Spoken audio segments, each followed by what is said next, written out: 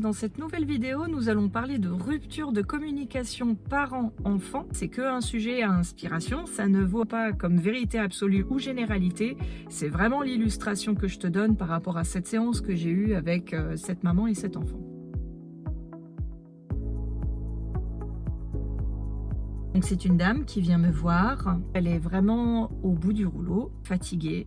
Elle pleure parce que trop de pression. Les premières choses qu'elle évoque, c'est qu'elle ne supporte plus la mère qu'elle est, le comportement qu'elle a. Elle ne supporte plus le comportement de son enfant non plus. Elle m'explique deux choses. Elle n'arrive plus du tout à communiquer avec son enfant, qui fait des études en faculté, et qui passe le plus clair de son temps sur son ordinateur à jouer à des jeux vidéo. La maman est complètement excédée par ce comportement. Elle trouve qu'il se coupe d'une certaine sociabilité. Elle est également triste parce qu'à chaque fois qu'elle essaye d'user de son autorité parentale, ça finit toujours dans des conflits. Ça fait un moment que ça dure et elle n'a plus l'énergie de se battre. Elle se voit dans un comportement qui n'est absolument pas le sien. Donc je monte pour aller regarder où est le souci. On me montre son enfant et on me montre une béquille. La symbolique de la béquille est là pour me montrer d'une part que cet enfant, il peut pas se débrouiller sans ses jeux vidéo. Cette béquille est la révélation d'un handicap. Cet enfant n'est pas capable d'avancer lui-même dans sa propre vie sans cette béquille. Il en a besoin pour se faire avancer dans son quotidien. C'est pas un défaut. J'explique à la mère cette histoire de béquille. Elle a du mal à accepter l'idée que ça soit un handicap. Ici précisément, concernant cette maman, il y a deux choses dont elle souffre. Il y a la tristesse de ne plus être en lien avec son enfant.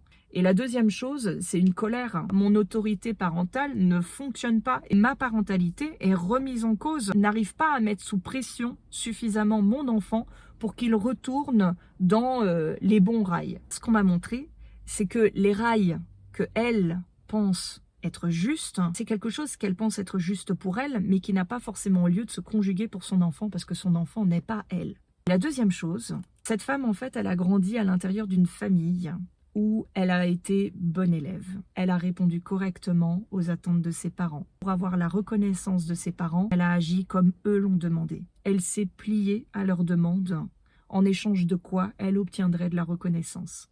Elle ne l'a pas fait en suivant son cœur, elle l'a fait avec la carotte de « si je le fais, papa et maman vont m'aimer ». C'est complètement humain. Seulement le problème, c'est qu'il y a un endroit à l'intérieur d'elle qu'elle a complètement refoulé. C'est un endroit où elle n'a pas eu la place de pouvoir aller exprimer « moi je suis comme ça ». Elle a dû rejoindre la norme de ses parents. Elle n'a pas pu affirmer sa différence de façon unique et de façon merveilleuse. Cet enfant, il vient déranger quelque chose chez elle. Si lui, il rentre pas dans le moule, comme elle est rentrée dans le moule, ça veut dire que lui, il va faire quelque chose qu'elle n'a jamais osé faire. Elle, si elle est rentrée dans le moule, c'est pour garder la reconnaissance de ses parents. Si lui, il ne le fait pas aujourd'hui, ça voudrait dire qu'en fait, il s'en fiche complètement de la reconnaissance de ses parents. Ça signifierait quelque chose de très fort et de douloureux pour elle. Ça voudrait dire que le lien de mère n'a pas assez de poids. Et c'est difficile pour elle d'accepter, de se dire que peut-être en fait qu'elle n'est pas si importante que ça. Alors qu'en fait il n'en est rien, c'est juste un point de vue qu'il faudrait tourner à un autre endroit pour parfaitement comprendre que maman restera toujours maman. Là il est à un endroit où il est en train de grandir, de s'affranchir, de devenir complètement lui-même et il a besoin de s'ébrouer.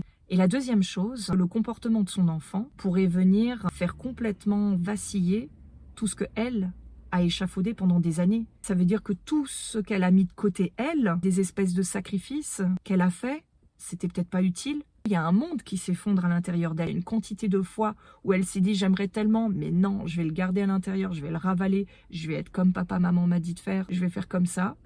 Ça peut être aussi l'opportunité pour elle de se dire mais en fait peut-être que j'ai le droit d'être vraiment mais qui j'ai envie d'être aujourd'hui en toute authenticité. C'est une pression que je n'ai pas à mettre à mon enfant. Parce que c'est mon histoire, mais ce n'est pas celle de mon enfant. Il a décidé qu'il n'allait pas plier à ça.